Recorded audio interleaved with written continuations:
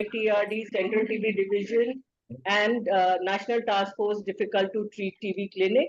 On behalf of NITRD, it is my privilege to welcome our DDG Sir, Dr. R.P. Joshi, directors and team from NIRT and NTI, state TB officers, directors of STDCs, faculty of medical colleges, district TB officers, medical officers, and others. A very warm welcome. Introducing the faculty from NITRD, I am Dr. Neeta Singla, Nodal Officer, DRTB Center at NITRD. On my right is Dr. Rupak Singla, who is consultant in Department of TB and Respiratory Diseases. On my left is Dr. Saroj Meena. She is a senior pulmonologist at NITRD. Now I request our director, Sir, Dr. R.K. Diwan, to give his introductory remarks. Welcome, sir. Good afternoon, everybody, and thank you, Dr. Neeta, for arranging this 73rd session of the Difficult to Treat TB Clinic. As all of you know, that it is a flagship program of the National Institute of TB and Respiratory Diseases, because in our endeavor to help and contribute towards National TB Eradication Program, training of doctors all over the country is one of the major initiatives about which we are consistently making our efforts. And Difficult to Treat TB Clinic as a concept was started in 2020. Now it has matured into a very, very strong event. And it was also recently discussed in the Meta-Eco conference held in Albuquerque, New Mexico, where the contribution of Difficult to Treat TB Clinic in our efforts towards controlling tuberculosis in the country were not only highlighted, showcased, as well as appreciated by a worldwide audience. And I'm so grateful to so many of you who have joined and have been regularly joining our clinic and contributing it. And all of us are enriching by the discussions which are held in this clinic. I welcome you all again and thank you so much for joining. Please carry on, Dr. Neeta. Thank you, sir. Thank you so much. Now I request our DDG, sir, Dr. R.P. Joshi, to give his address. Dr. Joshi, sir. Thank you, madam. Good morning, all. Greetings from Central TB Division. It is a very real pleasure and a proud part to be associated with this difficult to treat clinics. I take this opportunity to congratulate Dr. Singla and the team for consistently having high quality and very interactive sessions, and all the participants, because your support is what encourages the whole team and us to continue this. So this is one of the very good initiatives which is being successfully run by Dr. Singla and team. And I welcome the CMC Vellore team for this today's meeting as faculty. And this has been a very good learning experience for me also. So I look forward to these difficult to treat clinics, both for learning and hearing all the interactions, the way it is being discussed. So this is a very good, what you call, academic feast. So with that, I wish all the success for today's program also. Thank you. Thank you so much, sir. Your presence really motivates us and helps us, to run these clinics regularly. Thank you so much. So for the audience, as you all are aware that in our sessions, we invite these states by rotation to share their difficult cases from their own states or from their state eco clinics. This gives us all an opportunity to learn from their experiences. In these sessions, we have experts from the state as well as a national expert. Today's case is from state of Tamil Nadu. The presenter is Dr. Lakshmi Narayan Jasti. He is assistant professor in the Department of Pulmonary Medicine at CMC Vellore. State expert is Professor Bala Mukesh T. He is professor and head of the Department of Pulmonary Medicine at Christian Medical College, Ranipet Campus, Vellore. Sir, a very warm welcome. And our national expert for today is Dr. P. Arjun. He's a senior consultant and group coordinator in Department of Respiratory Medicines, KIMS Trivandrum. He has a brilliant academic career and has received almost all possible gold medals in his undergraduation as well as in post-graduation. He is also member of PMDT committee for Kerala State, representing the private sector. So a very warm welcome to our presenter, state expert and national expert. Over to Dr. Lakshmi Narayan for case presentation. Dr. Lakshmi, you can start your screen share now. Okay. Can you see, ma'am? Yeah, we can see it. Thank you. Good morning, one and all. I'm Dr. Lakshmi Narayana. I am assistant professor currently working as a consultant in CMC Vellore. Today, I am discussing a case in this platform about a 25-year-old lady.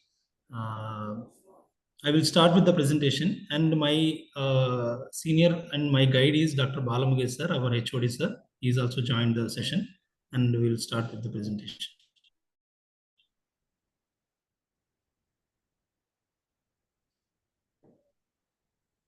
So, 25-year-old female, a nurse by occupation from Bihar, she presented to the OPD on 31st March. She complained with the left side chest pain, a fever for more than two months, and she had a history of pulmonary tuberculosis. Probably she was treated on basis of X-ray only. Sputums were not there for almost 9 months. She only took pyrazinamide 1 month and then followed by HRE for remaining 8 months. And she was declared cured, and she was vital. She came to our department after this background history with the fever and left side chest pain persisting after taking ATT also. When she presented, she is vitally stable, and her X-ray showing right mid-zone nodular opacities, parahilar. Other than that, left lung looks normal. And CT also was done because initially sputums were negative, induced sputums, and then CT was done, which showed cavitatory lung nodules in the right middle lobe. So initial sputum expert was negative, hence patient was posted for bronchoscopy, and BAL and TBLB were done. BAL expert MTB detected with low MTB detected with rifampicin resistance came, and TBLB expert also, and MTB was detected very low with the rifampicin resistance, and then final biopsy came as necrotizing granulomatous inflammation. These are the reports which was reported. BAL expert was MTB detected and rifampicin resistance, and then TBLB is very low MTB detected with rifampicin resistance. So we did expert XDR in this sample, which is INH resistance detected with low fluoroquinolone resistance and sensitive to second line injectable, including ethionamide also. We continue to do first line and second line LPA. In first line LPA, it was detected as INH high level resistance and rifampicin resistance detected. And then second line LPA showed resistant to fluoroquinolones and but susceptible to second line injectable drugs. And they specially mentioned levofloxacin is not effective. Moxifloxacin could be used at higher dosage. So the final MGT report has come after 30 days. So it is showed all first line drugs. Rifampicin case.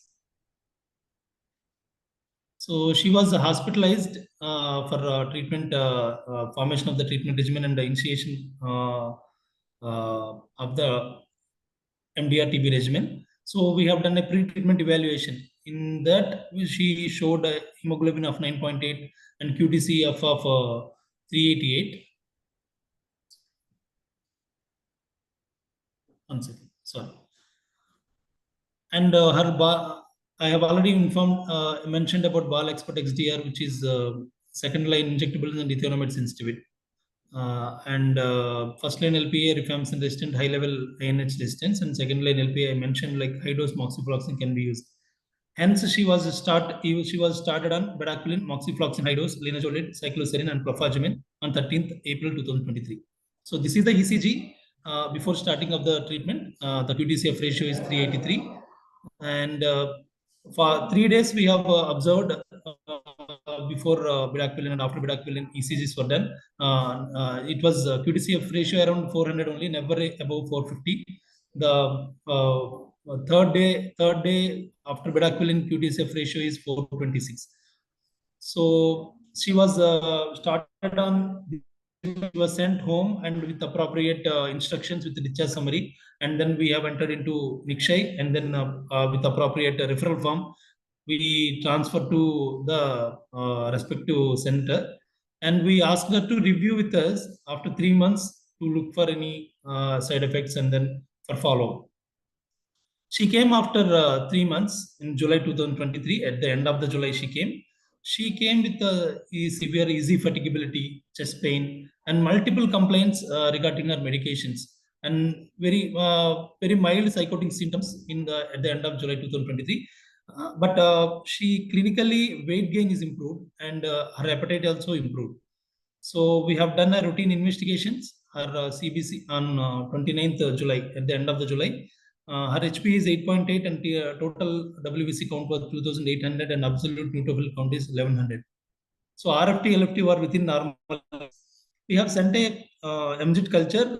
In that, scanty AFB was seen. So with that background, we have done a X-ray also. X-ray showed a reasonable improvement compared to the April X-ray.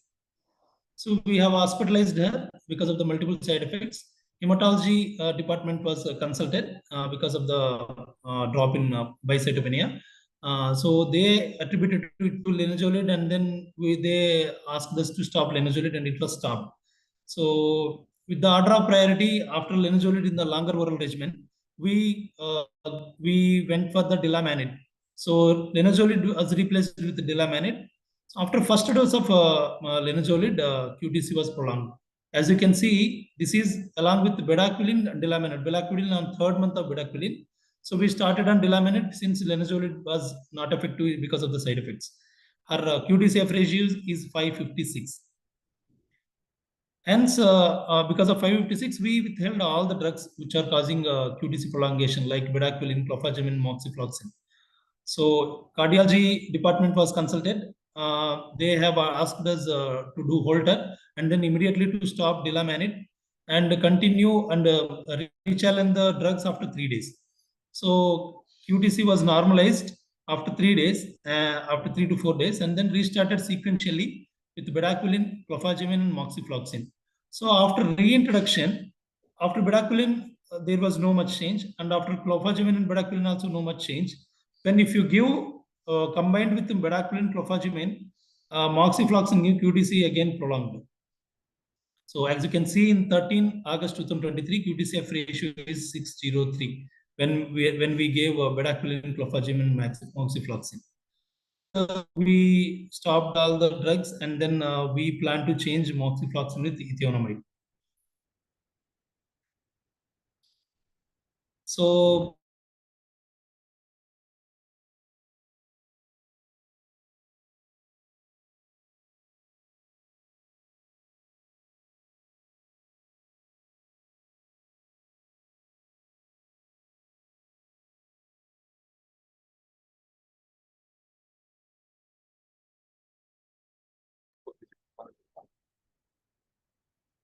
Can you hear me? Can somebody confirm if they can hear me? Because we can't hear Dr. Lakshmi Narayana.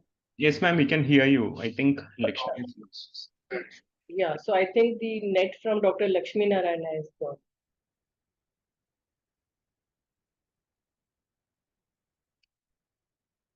Okay.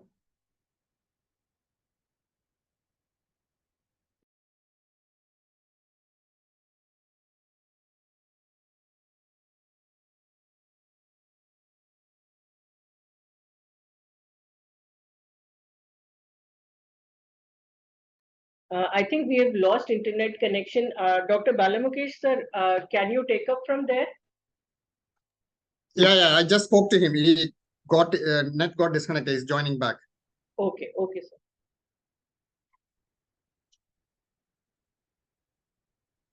These technical challenges can be there, kindly bear with us. It should take a few seconds.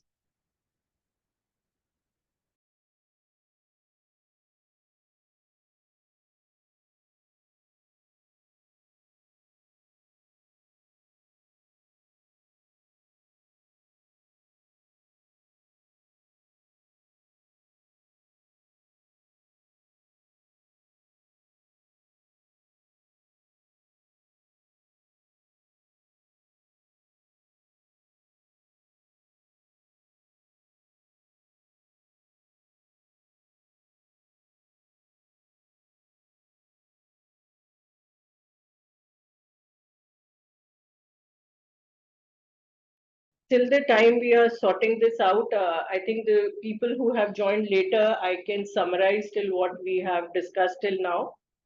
Basically, this is a 25-year female nurse by profession, and she has taken fixed dose regime, that is category 1, for 9 months.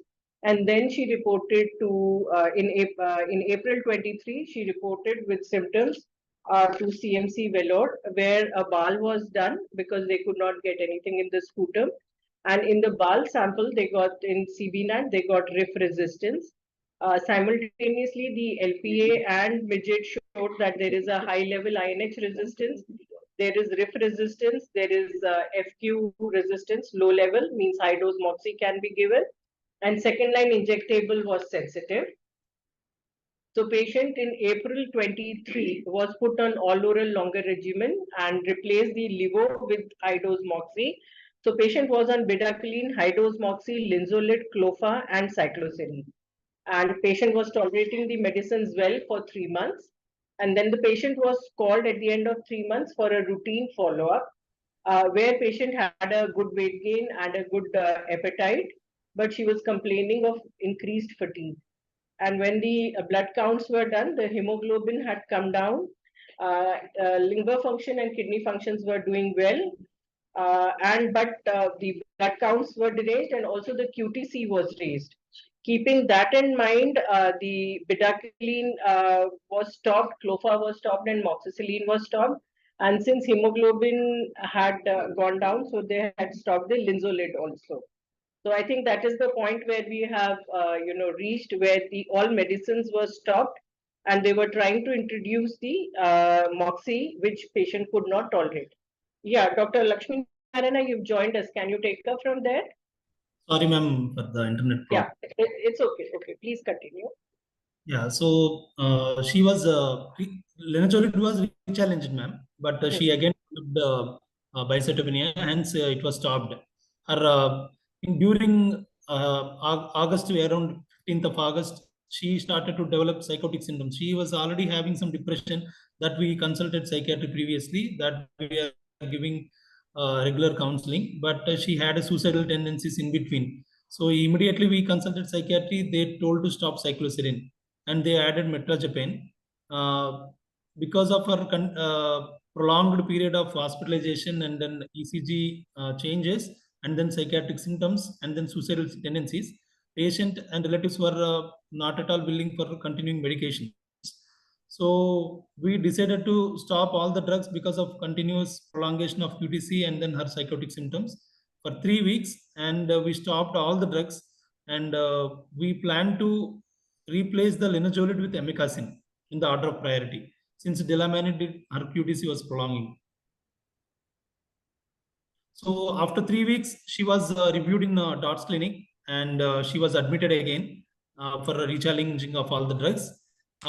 We have done a routine investigations on serum electrolytes, everything, calcium, magnesium, everything within normal limits. And sputum AFB that time AFB were not seen. And when in July also, when we did the MGIT culture, when she came, that also only AFB seen, but culture final report was no growth. So the regimen was planned: bedaquiline, clofazimine, cycloserine, amikacin, ethionamide. So we sequentially started with the bedaquiline first and clofazimine sequentially. So with the first time bedaquiline we started, QTC was within normal limits. But after bedaquiline, clofazimine, QTC prolongation was there. And because of our cycloserine worsening of psychotic symptoms, we could not reinitiate cycloserine, so it was withheld. So as you can see on 11/9/2023, off for 3 weeks, drugs off for 3 weeks, and at QTC prolongation, QTC was 421, normalized. So only bedaquiline we have given. After 2 days, ECG we have repeated with the pre and post bedaquiline. Our QTC is only 413. When you give bedaquiline clofazimine, it is more than 450. I mean, it is around 94. Then after we have stopped the drugs, both drugs, and then we rechallenged with the bedaquiline again. By surprise, our QTC was prolonged even after a single bedaquiline dosage also, and our QTC of prolongation was 577, it was documented. Then we stopped again all the drugs. After stopping bedaquiline clofazimine, again our QTC was normalized to 388.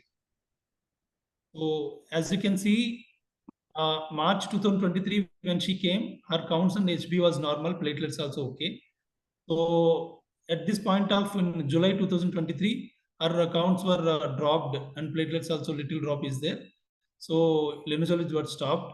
And when after few days, linezolid was rechallenged when our counts were improved. Again, after linezolid reintroduction, immediately after few days, our counts were dropping. So linezolid we have to stop.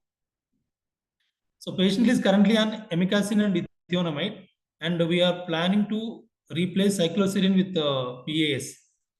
So I am giving this topic to open discussion, because even after bedaquiline also patient is only bedaquiline also patient is developing QTC prolongation. Since we cannot give bedaquiline moxifloxacin in this patient, so how to go about for this patient for further regimen planning? Thank you, Dr. Lakshmi Narayana. Thanks a lot. Very well worked up case, and I think it's a very challenging case for any DRTB committee, because such cases, when brought to DRTB committee, are a big challenge to committee members to decide for a regime. So before I ask opinion of our experts, are there any questions on the history of the patient? So yes, ma'am, there are questions. Yeah, Dr. Saroj, can you take the questions? Dr. Ankur has asked in the Zoom chat box that biopsy can be disregarded, low MTB detected, continue with treatment as per the result. In the present scanty sample, like here, a biopsy sample can be disregard, low MTB detected, and continue with treatment as per result. Not a clear question. Okay. So I think he's trying to ask if there's a low MTB was detected, so can be like. Okay, so I think the question is because you said in one of the report it was MTB detected very low or low. So can we accept that report? I think that is one question. Another from Dr. Ankur himself. Why did DLA was added? Because we have 4 drugs still in the regime. And one more question from him. In the absence of fluoroquine use, that patient has no history of fluoroquine use in the past, should we consider fluoroquine result in XDR test? So you can answer this question. Okay. So these are, I think, more of questions on the treatment part. We can take them later. But on the history of the patient, are there any questions? Kindly raise your hands if you have any question on the history. Somebody is asking weight of the patient. Dr. Lakshmi Narayana, what is the weight of the patient? 38.5 kgs, ma'am. And has it improved after 3 months? Yes, ma'am. 2 kgs improved. Okay. So there is a weight gain. Yes. There is weight gain and radiological resolution also was there, ma'am. But she could not tolerate the drugs, and then her ECGs were continuously QTC of prolongation. With, Can you stop the screen, Dr. Lakshmi Narayana? Yeah, thank you. Dr. Rishi, you have a question?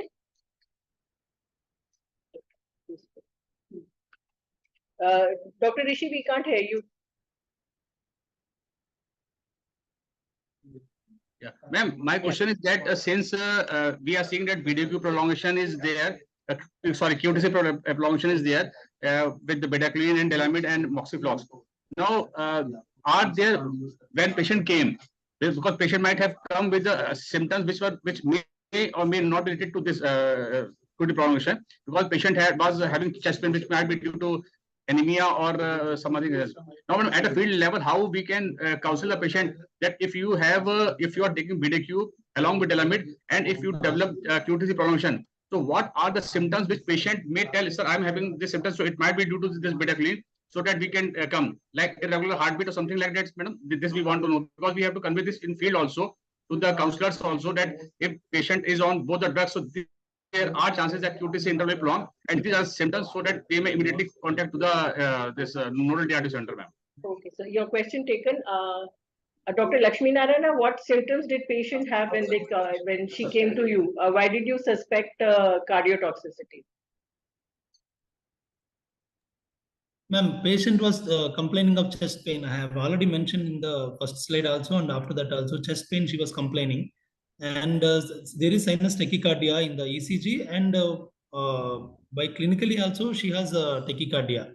So since patient is on both moxiflox and bedaquiline, so we have to, on routine investigation as per PMDT guidelines also, we have to repeat a ECG. So in the ECG, her QTC prolongation was there. Right. Basically, we have to see for any symptoms, like you said, she complained of increased fatigue, tiredness, and of course, our guidelines do mention about doing regular ECG wherever indicated, So at least once a month in the beginning of treatment, it should be done. That way, one can, screen for cardiotoxicity. Any other questions on the history?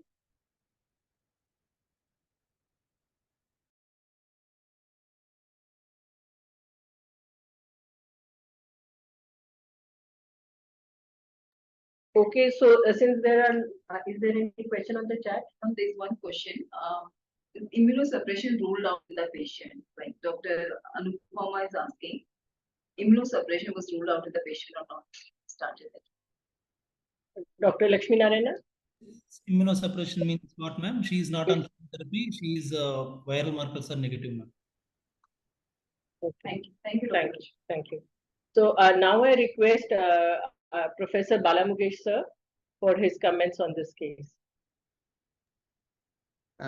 Thank you very much for this platform where we could discuss difficult real patients. So we were also a little perplexed because initial 3 months she tolerated bedaquiline very well. The problem happened only when we started. We could not give linezolid because of bicytopenia, and we started delaminid, and then we started monitoring ECG. We found out that, okay, with delaminid, there is QTC prolongation. Then we thought maybe we can stop everything and reintroduce anything. And one by one, the patient developed QTC prolongation to all the drugs which she was tolerating earlier very well.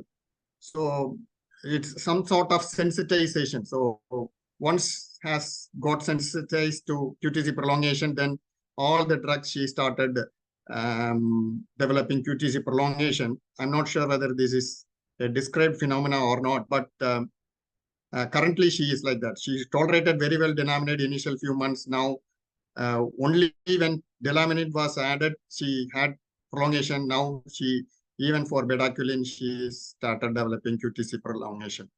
So that's becoming, and along with that, she had linezolid cannot be given, severe psychotic symptoms. So cycloserine cannot be given. So all these added to the complexity of managing this patient.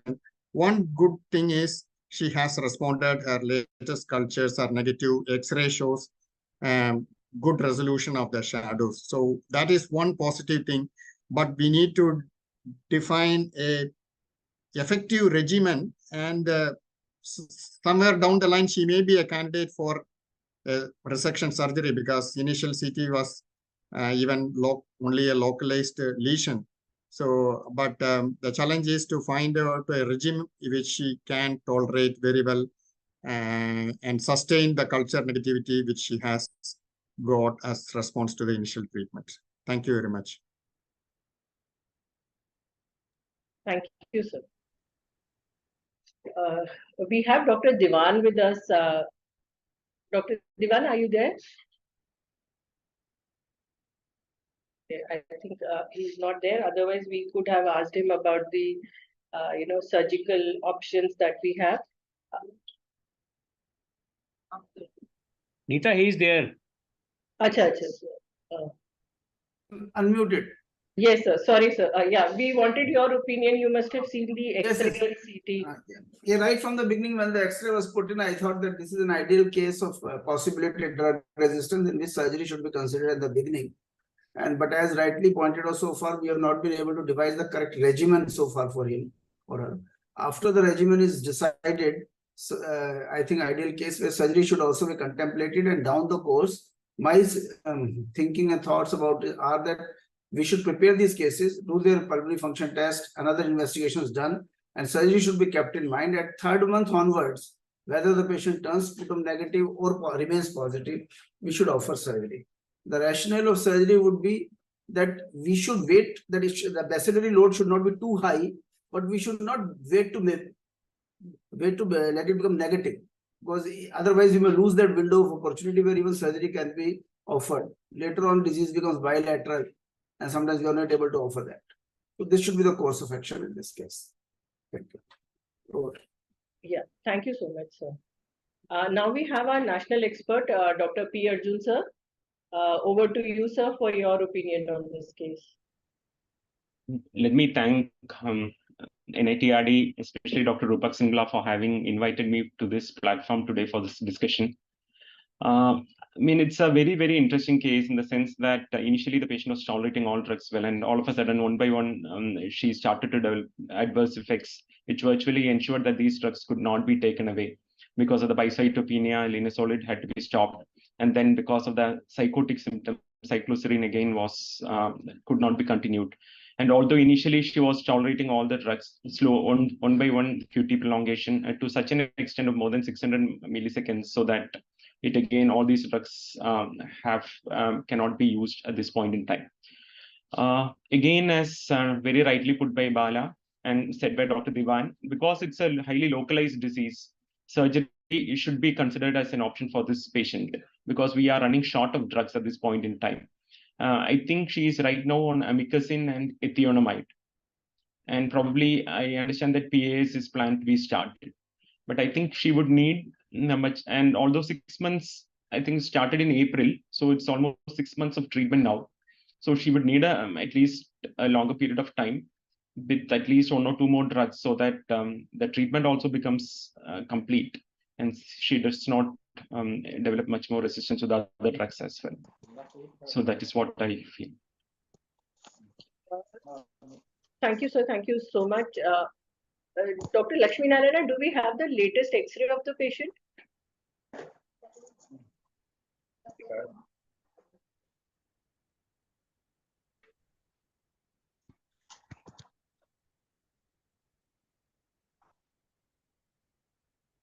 Shall I share the X-ray? Yeah, we can see the X-ray because Dr. Divan is also here and Dr. Arjuna there. We can take their opinion on the latest X-ray. Sorry, sir, are you sharing this, sir? Okay. Yeah, I am sharing. So This is the July this X-ray. is the, Can you this please is the latest X-ray. It shows the lung shadows have almost completely disappeared on the chest X-ray. So it shows good radiological response to treatments. Dr. Arjun, you said that we should, add more drugs and for 2 months and then maybe evaluate for surgery. So what drugs can we add at this point of time?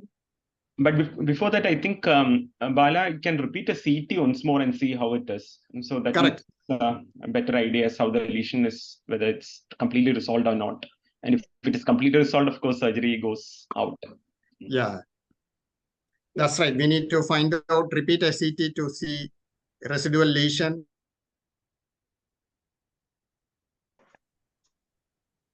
So are there any questions to our experts? We open the discussion to everyone on the treatment for this patient. Because this is a very big challenge to manage such patients. Even in our DRTB committee, we come across such patients where we are actually left with nothing to give, and it becomes very challenging as to what drugs can be added. So are there any questions to Dr. Bala Mukesh or to Dr. Arjun?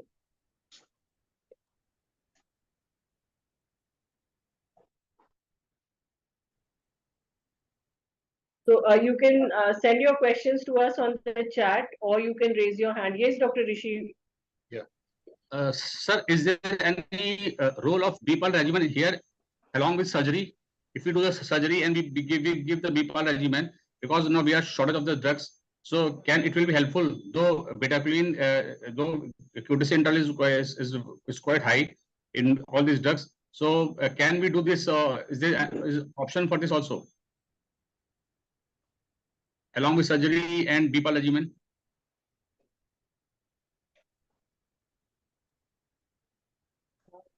Dr. Singla, can you take that question? Yeah, thank you very much, Dr. Rishi, for asking this question, because in the guidelines also they say whenever the patient is failing to the regimen, consider BPAL regimen. But in this case, if you see, bedaquiline is also not being tolerated. There is significantly high QTC prolongation. Patient is not tolerating linezolid also. So I think from these 2 points of view, the BPAL regimen may not be considered. That is my opinion. And I think, sir, the BPAL guidelines very clearly say that anybody who has taken more than 2 months of second line treatment, we cannot think of giving BPAL. So as it is, that regime is out.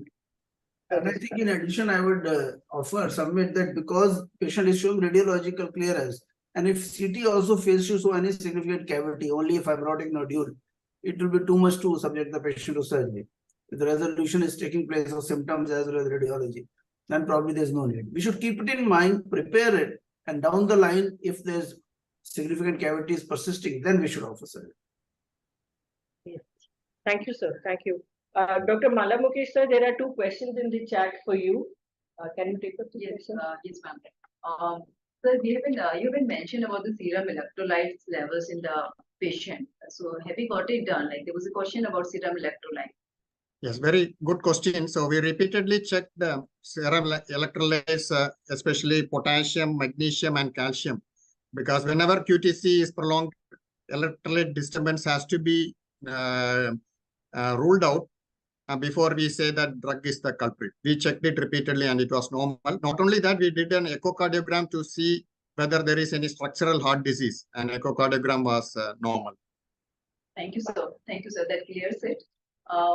There's one more question. This is not related to the patient history per se. The significance of increased QTC in tachycardia without any cardiac symptom. And can we give packed cells and continue with linezolid? So we contacted hematology department, ma'am. The same. We spoke to them because we are running out of options. Linezolid because the peripheral neuropathy was not there, and this is only 5 months duration. We spoke to them at least we can give it 300 mg. They told we can try with linezolid along with the GM-CSF growth factors.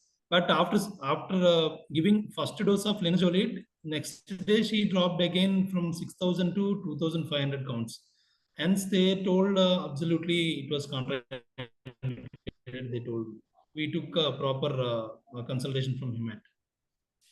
Thank you, Dr. Lakshmi. Yeah, Dr. Aarti is asking, what was the opinion of cardiologist when you consulted them?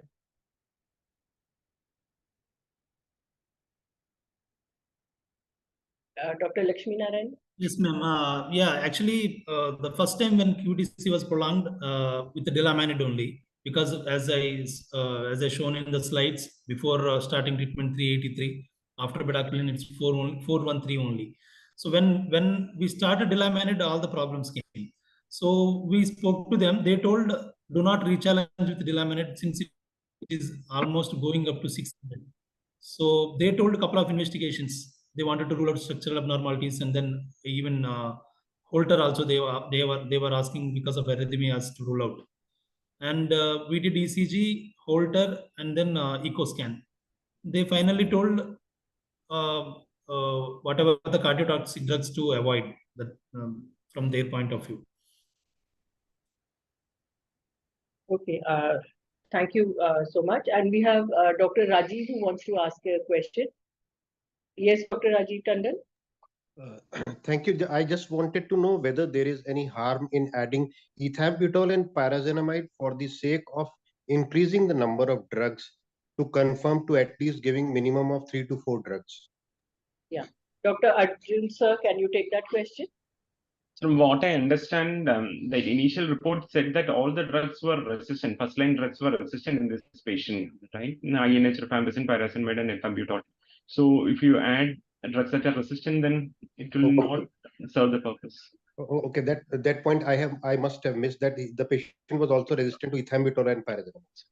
All the first-line drugs were resistant, sir. Okay, thank you so much. Including levofloxacin and low-dose moxifloxacin also. High-dose moxifloxacin can be used, it was reported, sir. Thank you. Dr. Swaraj Sinha, sir, you can ask your question.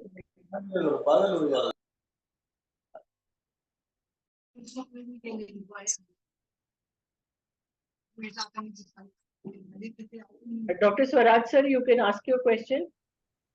Ma'am, my question is, any drug which is available to continue the BDQ and Delamide and also correct the QTC prolongation. For QTC prolongation, there is any drug to correct it, irrespective of withdrawal of the bedaquiline and Delamide. Okay. Dr. Mala Mukesh, sir is in CMC Vellore. It's an Apex Institute and they have all the departments. Sir, did they give any drugs? No, unfortunately, there is nothing we can do to correct the drug-induced prolongation of QTC other than withdrawing the drug. So we can't add something else to artificially bring down the QTC interval. Right, sir. Thank you, sir. Dr. Anupama? Yes, ma'am. Actually, just wanted to find out if Delamide can be re-challenge of Delamide can be given along with amikacin and ethinomide, because initially it was given with bedaquiline, it caused QT prolongation, but further on bedaquiline was stopped. So is it possible to give a re-challenge with ethinomide and amikacin, or was it already given? Thank you. Yeah. Dr. Lakshmi, I think you had already, answered, but maybe you can, again inform what happened. Yes, ma'am. Initially, she was tolerated with bedaquiline. After adding Delamide, she went up to 600. Hence, we stopped and re-challenged sequentially. Sequential drugs, she was okay. And then with the moxifloxacin, she again developed. So hence, we have not at all re-challenged Delamide since the patient was on single bedaquiline also, she was going up to 515 or 520. So we could not re-challenge Delamide as it will cause a QTC prolongation. We did not try the re-challenging with it. Right. Thank you so much. If there are there any more questions? Because we don't have any questions on the chat. So now I invite Dr. Rupert Singla for his opinion on the case. Thank you very much. It's a very, very interesting case from a premier institute of our country. And Dr. Bala, Dr. Arjun, they are all very, very highly acclaimed academician of the country. So, and it was a real difficult case. When Bala discussed with me earlier, so that day itself, I decided that this case must be shared with the rest of the country so that all of us learn from this case that these kind of ADRs will be there. In this case, we had 3 ADRs. 3 drugs, but sometimes we have 1 or 2. So it becomes a challenge how to manage this case. Before I go further, I want to share with you, this is the mobile app which our institute has developed, that is called Manage TB India app. It is available on the Play Store, easily downloadable and free of cost. So this app will require basic features like clinical data of the patient, the reports of the CPNAT, LPA, the midget culture, and the DSC if available, the pre-treatment evaluations and these things, and will tell you the diagnosis. And then further on, once you add the pre-treatment investigation, it will tell you what ideal regimen is there for the patient, along with the dosages. You see, in the country, we have 20 weight banks. So it is impossible for any one of us to remember the correct dosages. So it will help all the people, including private practitioners, the professors of the medical colleges, the district TB officers who are working in the field of TB to make an appropriate regimen with appropriate dosages. Okay, with this, I would like to discuss the case right from the beginning. You see, this is 25-year-old female, and because the sputum was negative, the scopy was done. Now the BAL expert report showed MTB detected with low resistance. As one of the participants, that is Ankur, he correctly mentioned that if there is MTB detected low, then we should not believe the rifampicin resistance report and we need to report it. And fortunately, the TBLB done during bronchoscopy also showed MTB detected low with RIF resistance. So if you have a scenario who is a retreatment case who has been treated about 2 years back, and now there are two separate reports of BAL and the TBLB, both showing MTB detected low and rifampicin resistance. I think this is good enough evidence that instead of drug-sensitive TB, patient requires drug-resistant TB. Then comes the next question, that is the pre-treatment evaluation. So this patient had hemoglobin of 9.8 gram at the beginning of starting the treatment. Now, in our institute, what practice we follow is in case it is so low, we tend to give the blood transfusion and we try to build up the hemoglobin to 11 or 12 gram because 9.8 is just at the borderline. The moment you start the linezolid containing regimen and in case it starts falling to 8.5 or 8, then we are worried how to manage this case. So we try in our institute to build it up to 11, 12 gram before we start the linezolid containing regimen. The third thing is the second line LPA. It showed fluoroquinolone resistance, that is levofloxacin resistance, but high dose moxi can be given. That means there were absence of 3B, 3C and 3D mutations, which indicate that levo is resistant, but high dose moxi can be given. And also in this case, the expert XDR which was used by the institution, that also showed H and low FC resistance. But let me tell you, a few years back, the central, this I have told in the last meeting also, the central DB division had called a meeting to see the concordance of the genotypic reports with the midget culture. And what they observed was, if the genotypic test, like second-hand LPA, it shows that there is a low dose resistance to the levofloxacin, but high dose moxi can be given. When the culture DST report comes, in almost 30 to 35 to 40% of cases, the midget culture says the high dose moxi is also resistant. So there is a very poor concordance. And the reverse way also. Once the genotypic test say the moxi is resistant, genotypic test may say that this is sensitive. So in these cases, yes, don't ignore it.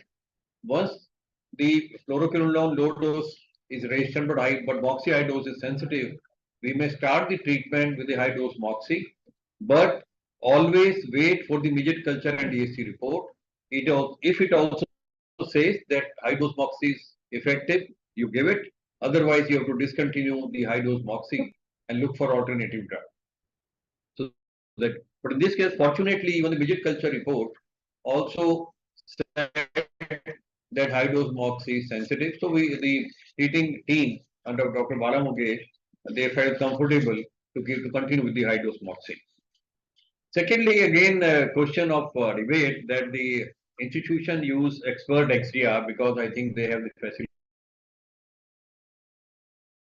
People in the private sector, they have an access to the expert XDR and the report comes and they are treating based on the expert XDR. And of course, needless to say, once you have the report of the expert XDR, you know about the fluoroquinolone resistance right on within the 3-4 days, one tends to use it.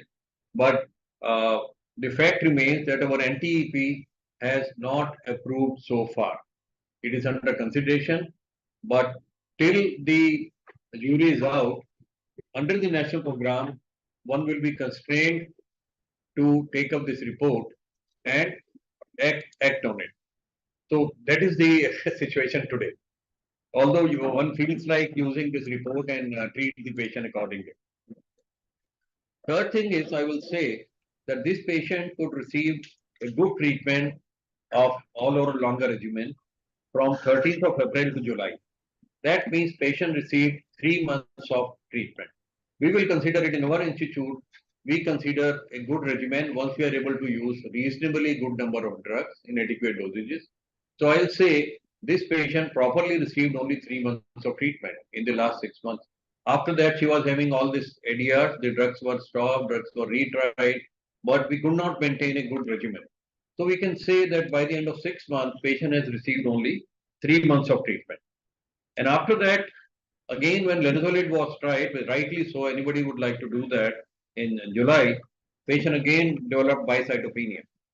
And they consulted being a premier institute, they had the access to all the specialists, including hematologists, cardiologists, the psychiatrists, I believe, they had consulted all of them. And they were advised by the hematologist not to use linezolid again. So then again, the patient was continued on the rest of the drugs. And then the attempt was given earlier, the delaminid, the drug delaminid was chosen from the replacement sequence, which is a norm. In case you can't give a drug from the group A and group B, you tend to use delaminid. But the moment delaminid was added, it has been informed within a one dose, patient developed QTC F of 556, very, very high. No clinician would like to continue the drug once you have a QTC more than 500. This is QTC F. So the treating team decided that this may be stopped. In our experience, we have used the combination of 4 drugs which are cardiotoxic: bedaquiline, then clofazimine, high dose moxi, and delaminid. But fortunately, usually they are tolerating it. But in this case, because patient was already on 3 cardiotoxic drugs, bedaquiline, clofazimine, and high dose moxi, addition of delaminid was not tolerated by the patient. Usually, one dose does not cause this, but somebody is on 3 cardiotoxic drugs, such an observation can be there. So then the treating team decided to introduce this along with this cycloserine, bedaquiline, and clofazimine.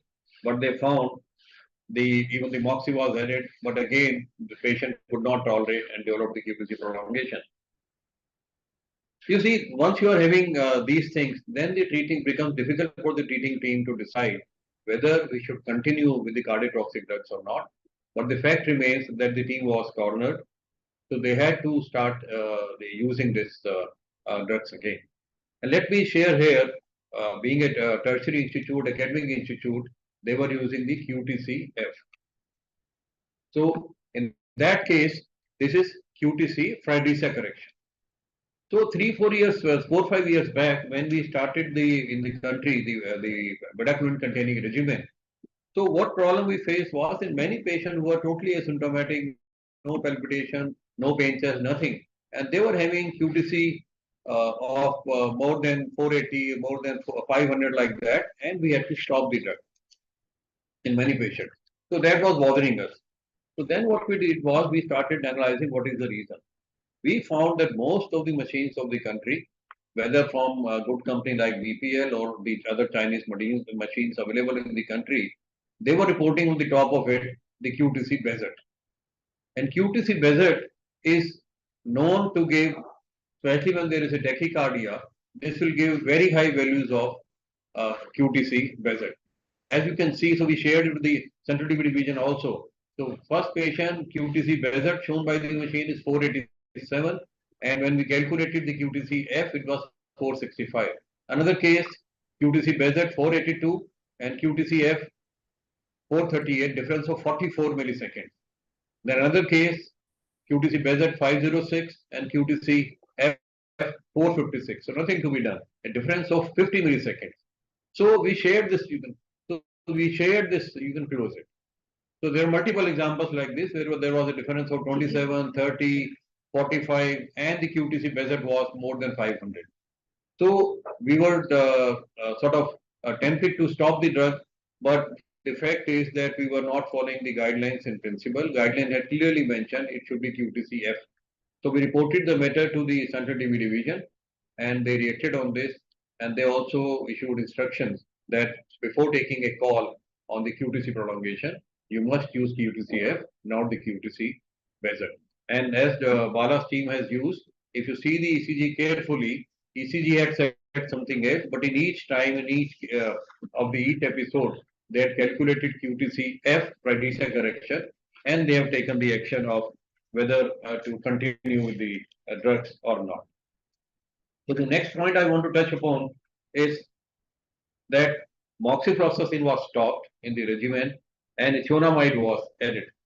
So that time the regimen becomes bedaquiline, clofazimine, cycloserine, and ethionamide. Now here, I have a slightly different opinion. You see, at this stage, patient had shown repeated QTC prolongation. And in this regimen of 4 drugs, there was bedaquiline and clofazimine, 2 of the drugs, which were likely not to be tolerated. So in that case, out of these 4 drugs, if I consider that these drugs may not be tolerated, so patient will be left with cycloserine and furamide. 2 drugs only, and both of the drugs are bacteriostatic, not very reliable. So at this stage, I feel we could have added amikacin to make the regimen little, as patient is still to be considered in the intensive phase, because only 3 months medicine have been taken, that it could have been better in case we could have added amikacin at that stage itself. Then after that, subsequently, linezolid was tried again because you are cornered with the number of drugs. Again, bicytopenia was there. So they took the opinion of the hematologist, and it was the decision was taken to stop linezolid. Then again, they found that the rest of the drugs patient is, when they try to introduce the drugs again, whether sequentially or alone, they found there was a cardiotoxicity. So in that case, and not only that, subsequently this patient also developed cycloserine-induced psychosis and depression and suicidal tendencies. And if you must have heard in the beginning also, patient had some psychiatric issues. So again, that means the cardiotoxic drugs were not being tolerated. Linezolid was not being tolerated. The cycloserine they had to stop because of the adverse drug reaction. The treating team decided that, and very commonly it happens, to stop all the drugs for 3 weeks, then review the case, and then decide the regimen. And they had planned to start on amikacin, ethionamide, bedaquiline, clofa, and cycloserine. First of all, you see, it is always the treating team who is the best judge. It is very easy to say, sitting in an air-conditioned room, that no, this should have been done, this should have been done. But who is facing but person or the team who is facing the music, I feel they are the best judge, and we need to respect their decision. In this case, if we were there in our institute, what we do is there are multiple adverse drug reactions and patient is not tolerating the drugs. We stop only for about a week, most of the time, or 10 days. And we observe that in these 7-10 days, these ADRs are taken care of and patient is near normal. Because in the intensive phase, we won't like to stop all the medicine for very long. So we wait for about 7-10 days, and after that we have to take an action. Now in this case, if you see, we have lost all the group A drugs, bedaquiline, linezolid, then moxifloxacin. We have lost cycloserine, the clofazimine. So all group A and group B are not in our hand. And patient has taken about only 3 months of intensive phase. So I feel in this case, we can consider at this stage amikacin, ethionamide, which was considered by the treating team, PAS, and imipenem. So that we have a good intensive phase. We have 2 injectables, which are bactericidal, and we have 2 bacteriostatic drugs, ethionamide and PAS, and all the 4 are group C drugs. So instead of 3 drugs, I prefer that we need to give 4 drugs, and the ethambutol and pyrazinamide already were resistant, so they were out of question. So these 4 drugs, amikacin, ethionamide, PAS, and imipenem, could have been considered, but definitely we have to see whether imipenem is available or not, free of cost, whether patient can afford it or not. It has logistic challenges, the cost. We need to insert a PICC line, and then 1 hour infusion in the morning, 1 hour the infusion in the evening.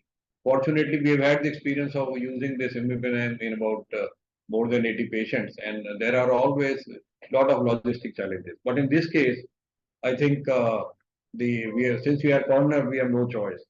I may not like to re-challenge the patient with bedaquiline and clofazimine, considering the past experience of QTCF going more than 500 multiple times. And also even challenging with cycloserine, I would like to avoid within a patient who has had the psychotic symptoms and who has had the suicidal tendencies. So sometimes it becomes very risky, and if the patient is not being observed, one day the news comes that patient has committed suicide. In our institute itself, we have seen 5-6 patients committing suicide, and why blame ourselves that we missed the opportunity for an early diagnosis. So even cycloserine, I feel I may not like to re-challenge the patient. So with all this background, what my suggestion is, we can, in this case, we may consider giving amikacin, ethionamide, PAS, and imipenem because patient is still in the intensive phase and has taken only 3 months of treatment. Good part is that in these 3 months, she has shown response, clinical response. The X-ray has significantly improved. The cultures are negative. So one may argue adding of imipenem in case this should be the ideal regimen as per my opinion. In case the imipenem cannot be given due to logistic reasons, then amikacin, ethionamide, and PAS is a next alternative, which the treating team, Bala and his team, they have already considered, and even Arjun has said the same thing that in this case, amica, ethionamide, and PAS can be considered. But I would like to add imipenem in case we are able to do so, maybe for at least 3-4 months. Let the intensive phase be over and then decide what should be. Although in this case, the continuation phase of only 2 drugs, ethionamide PAS, definitely is not a good choice. So again, we'll have that issue, but we can't give injectables too long. We have given imipenem for almost up to 1 year in such cases where we are not able to make the continuation phase.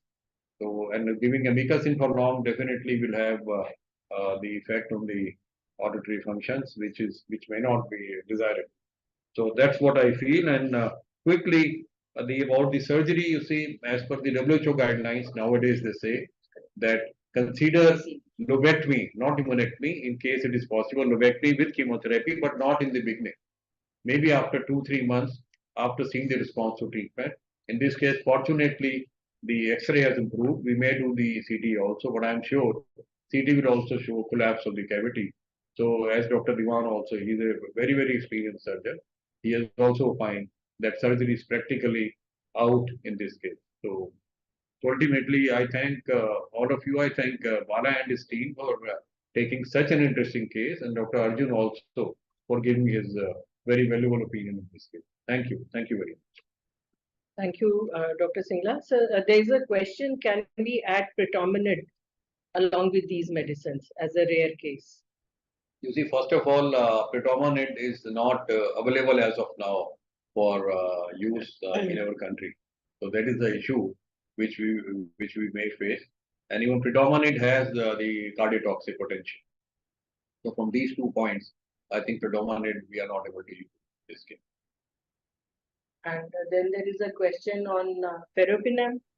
Are there any studies on ferropinam as AKT?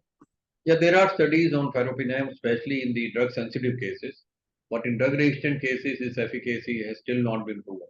And it's an oral, good thing is it's an oral PNAM, but still in the sort of research mode, you can say, for the drug-resistant case. And this is a young girl with us, 25 years of age.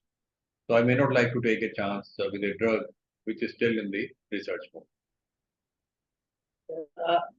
So are there any questions after this? Can I would like to acknowledge our support we received from our microbiology department. Dr. Joy Sarojini has joined us. Is she online? I will, if she want to make any comments. Thank you, Dr. Balmukesh. Yeah. No comments as such, but yes, we offer a gene expert XTR for diagnosis, but for the program, we did LPA to make sure that the patient is able to get the, follow the DRT program. So we did the LPA and we were happy that, everything, there was concordance between expert XTR, LPA, and the cultures, midget culture, DST. Thank you, ma'am. That's very. Can I make a comment, Dr.? Yes, sir. I was going to invite you. How can we not have comments from you? And if you are there, sir, it is our pleasure to have you here, sir. Thank you, Nita. I think the case discussion was very nice, and then with such difficult situations, how it was managed. The only issue I wanted to know, what was the outcome? That was maybe I could not get it or something. What happened to that? I am sure with this type of adverse reactions. So what was the, and you managed the case. So what was the outcome? What do you think, Dr. Singla, will be the outcome? Do you think this patient is going to be, so-called cured or complete treatment, that is okay. But what will be the, microbiological result? Yes, so thank you very much, sir. First of all, we have been learning the chest as well as the tuberculosis under your kind guidance, and you have been our director for almost 6 No, you are the master. I have learned from you, not that. No, sir, thank you so much for these kind words. You are very modest about this, I must say. So I think, sir, in this case, the good points are patient is sort of improving clinically. X-ray as such is almost normal. Of course, CT will tell us better. And she has received 3 months, I will say, good drugs, 3 months of intensive phase. Culture is also negative. So these are very good points. And in case we are able to give some regimen as we have discussed for about, maybe around 15-16 months, in that case, we expect a very good outcome. In this case, we'll expect that X-ray will further improve upon if there is a scope for improvement, and culture will remain negative because now with these 4 drugs, in case we are able to give the bacteria, whatever are there, they will be killed. Only challenge will be how long to give imipenem, how long to give amikacin. That will be a big challenge because in case we stop both of them after some time, we are left with only 2 drugs, ethionamide and PAS. And if you ask me, this kind of case is very, very difficult to decide that what to give in the continuation phase when we have exhausted all the drugs. So I don't mind. We have given amikacin for very long period, even up to say 12 months. Easily we have given. So I'd like to give that, and then after that, because I believe that by that time the main bacteria have been killed, and we are cornered, ethionamide and PAS could be continued for another 6 months or so. Thank you, sir. Yes, I fully agree with your approach. The only thing, Nita, I think the question may be to you. Do you think the program is that flexible? Who is going to give this type of drugs? How it is, how difficult or how easy is it to coordinate with the program? How the program will react to this? That is what is my main worry.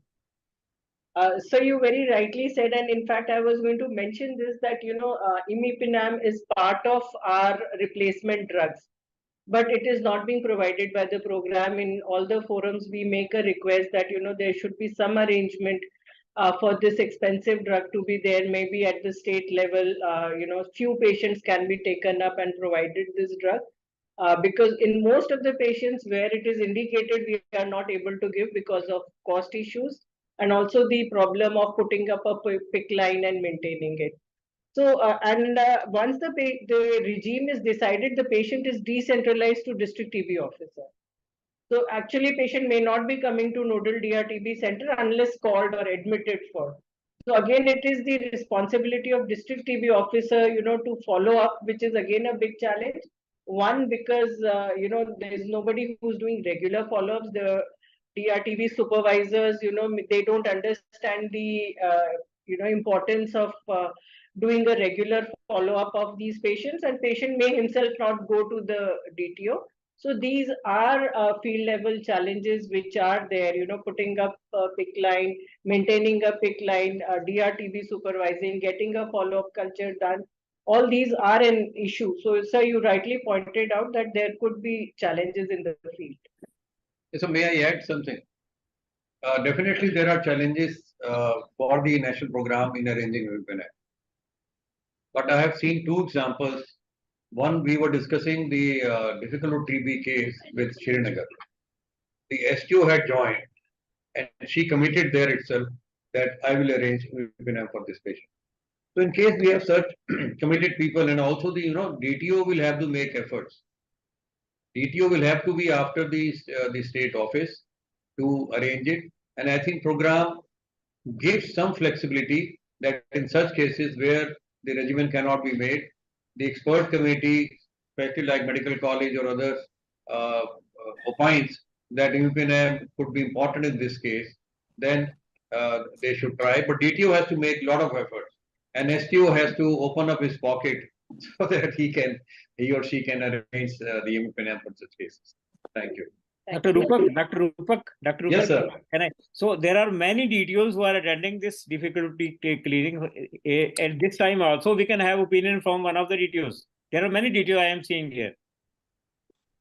Field. Dr. Behra pointed out an important issue that what will happen when these patients are shifted to the field. We can have the opinion of any of the DTOs if they are.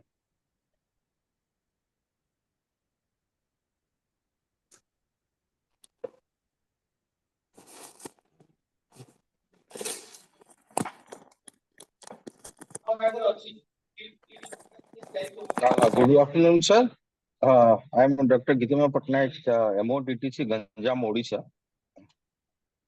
Am I audible, sir? Yes, sir. You are audible, sir. We can hear you. Okay. Regarding follow-up patients, madam, follow-up the DRTB patients, it can be done by the district PMDT coordinator because the number of patients are not that much, and PMDT coordinator should follow up all the cases, and for these specific cases, he may be guided accordingly to have a vigilant eye on that case. And regarding procurement, madam, there are challenges in procurement of medicines as DRTB drugs are not available in the market. So at the district level, so state may also be requested to look into the matter because whenever it comes to the state, they can coordinate with other states also and city also and other farms also. So for procurement of drugs, state will be in a better position, and for follow-up of patients, DTO. Right, sir. Thank you, sir. Thank you so much. We have Rajendra Prasad, sir. Yes, sir. Thank you, Neeta. Actually, I'm sorry I joined late, but what I've heard that, and I've heard the comment of Dr. Behra also, that, you know, in certain is such difficult situation, probably everyone has to coordinate and has to make, probably has to move little extra miles so that these patients may get proper medicine, whatever is required. Because you know what, suppose you do good for hundreds of people, we are doing good for hundreds of people. And if there are some whom are not able to do it, that gives a quite negative feedback. So I think what DTO has also said, but probably we have to coordinate with DTOs, STOs and everybody. And in such situation where cases are so difficult, because suppose something adverse happened, then probably they are going to quite negative feedback. Probably from those things we have to step. And I think the program has to think about, although they are not very common, but whatever it is, because as a clinician, we are seeing such type of patients in our day-to-day clinical approach. And such type of patients are there where probably the program and everybody and has to coordinate well, has to go probably a little step ahead. And as Dr. Behra said, some of the drugs might be some of the facilities such difficult should be available. And this is my feeling. So thank you. I'm seeing most of your difficult to treat clinics. So I thought I must join when I got the time. Thank you, Nick, and thank you. Your comments are very important. He's a pediatrician. Dr. Sushant, over to you. Just for your knowledge, just yesterday we had a patient who is 3 years old and has been referred to our nodal DRTB center with almost all drugs gone, where we are left with just 2 or 3 drugs. Dr. Sushant, your comments become very important to us, especially coming now that we have pediatric patients who are, resistant to most of the drugs. Yes. So I was just wanting to focus on the discussion about the drugs which are not available, like the carbapenems. Okay. So I being in Mumbai, we see so many patients who we are now putting on management with meropenums, and not only in adult, in the pediatric domain also the adolescent age group is coming with such difficult cases. So there was some discussion how to get these drugs because the program is not giving these drugs. So 2-3 suggestions what we are doing at our institute, because ours is also supposed. Then the thing is we can do a local procurement. Every state has funds, not only the state department mein ho? but also the state. Yeah. So every state health department has funds. So probably if we are wanting to manage the patients with, we can write to the system through our dean that we are getting the patients. We have given the requirement for last 2 years. We are doing that. Second thing what we are doing is, till the time the state is giving us drugs, or till the time, because the procurement may take a little time, the donors. So in at least in cities, the bigger the tier 2 cities like Mumbai, Delhi, CSR companies where we can get funds. Like for example, when there was a shortage in between of the DRTP drugs, the CTO has done this. They have outsourced it. Okay, and we are taking help of our CSR partners and trying to mobilize drugs. So it is not only for the carbapenems but also for the lines. So we are putting routinely the pick lines, which each of the pick line cost like 15 to 16,000, but the patient is not paying for that. It is being paid by either the donors or the government.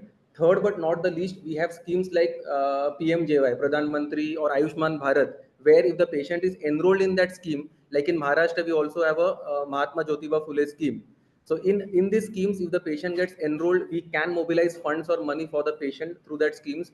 And so basically what I want to tell is it can be done. It is not like that if a patient needs a carbapenem, there is no source that we can give it to the patient. Yeah. Okay, thank you, Dr. Sushant. Dr. Rishi, you wanted to say something, but Yeah. before you say anything, I just want to highlight that UP is doing a lot of trainings for their health workers. So I would like to tell us that what kind of trainings that you are doing for your health workers, which would help in identifying the ADRs, so that they are identified at the onset and some action can be taken. Exactly, madam. Since now it has reached to our CHO level also, we are taking this screening also, and family caregiver also. We are started just now. How we are going just at a basics area they should know, and what can be done as soon as possible. Now, regarding this procurement of imipenem, a case was also referred from your institute only to our a 9-year-old girl who wanted amikacin and imipenem. So we tried our best to give all the drugs, but imipenem, regarding imipenem, since the cost was 3,60,000 for 6 months, if we use BD.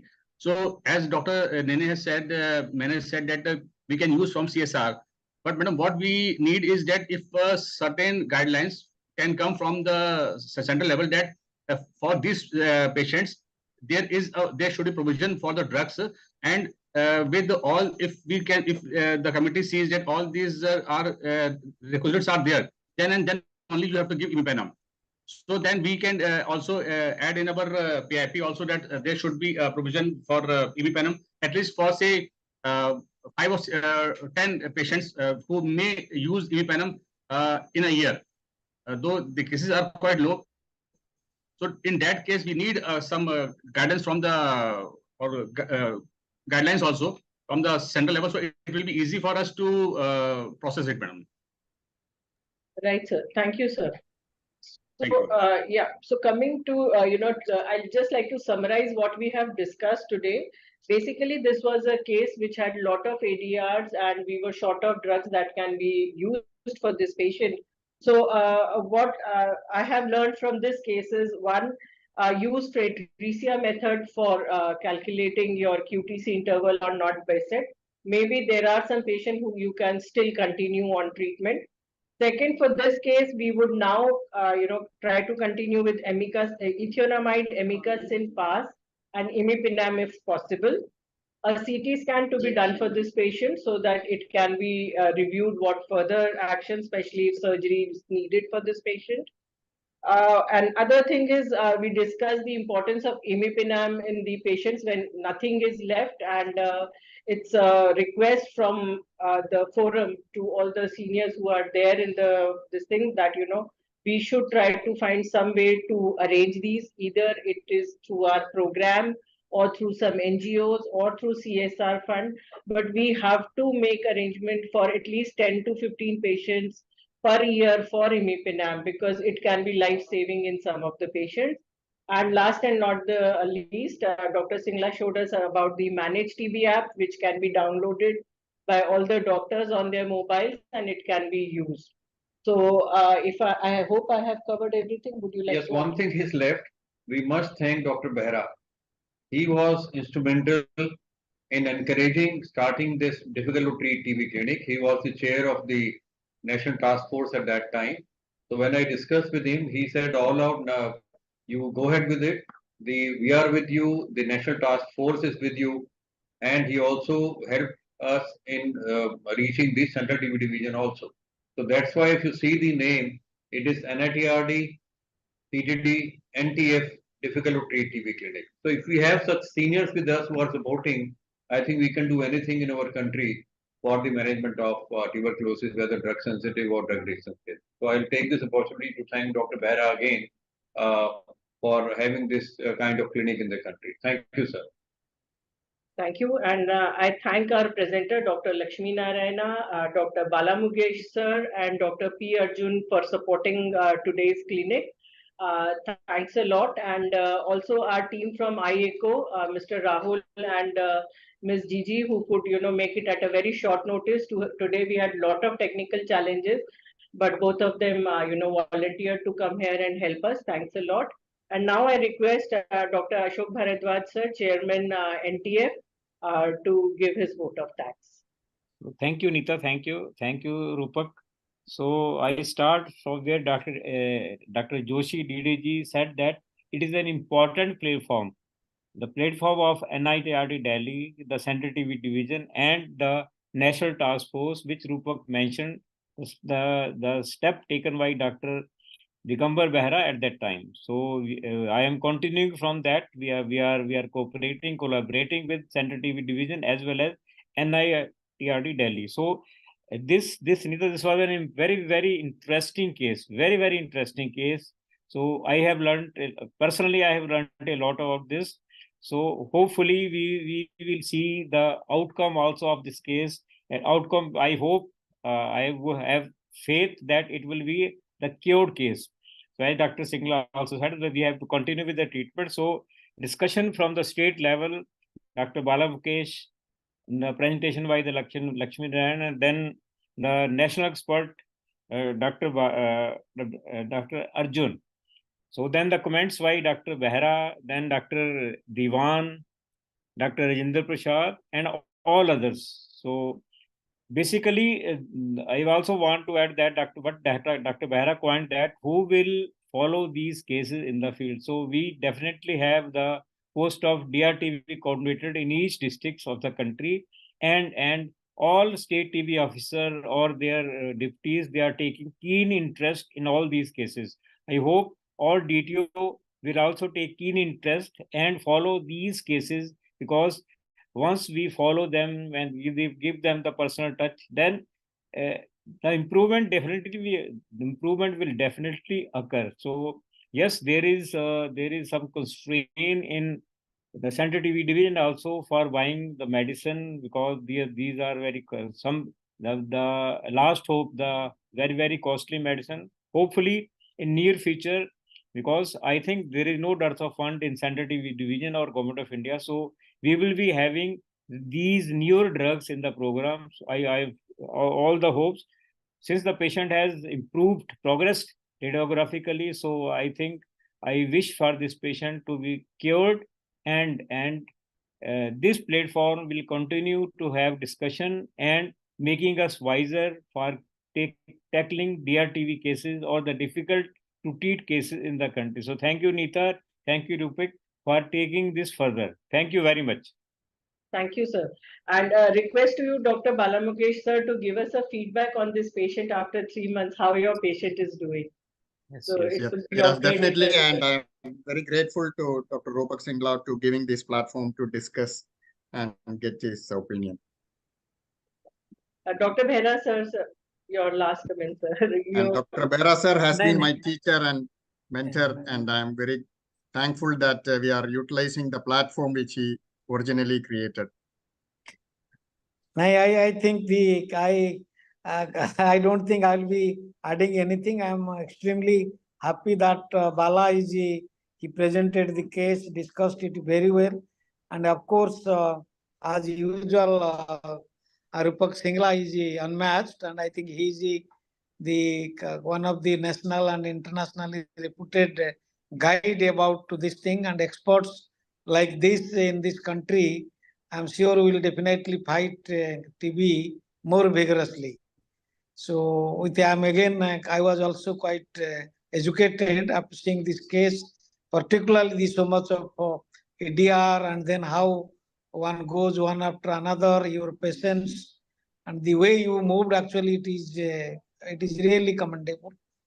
And as Dr. Bharadwaj said, I think as a leader, he also gave us the guide, and then I'm sure he's going to impress upon the CTD that these type of patients actually are the real challenges, not only for the clinician, but also for the program and for everybody, maybe DTO, STO, or to the program. We should look after and take care of these type of patients also. So I'm sure the country will be doing that, and we are fully geared for that. With this, I again thank you everybody, Nita, for your unending, and this is a very continuously things are going on for now so many months, and then the years, so how many years now is it? So I think please continue this. I'm really glad to learn every time I join. I learn something new, and this is really challenging. Thank you. Thank you, Thank you Dr. so much. Thank you so much, sir. With your guidance, we are almost completing 5 years now. Yeah, More than 5 years. So yes, thank you so much, sir. So with this, we thank everybody who has joined us, and we look forward your joining into our next clinics. And all are invited and welcome to join our next clinic, which is we do it every month. So thanks a lot. Thank you again. Thank you very much. Thank you.